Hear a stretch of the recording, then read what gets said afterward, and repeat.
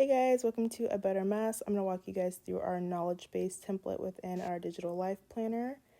So here, this is really just an area for you to add notes, highlights, resources.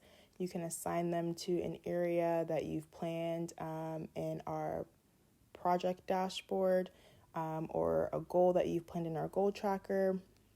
And then you can add resources, add projects, add tasks that you've added in previous pages, and just really use this as a knowledge base and one area to store different resources, notes, topics, etc. The rest of this video is just going to continue to walk you through the template and show you the different features that it entails.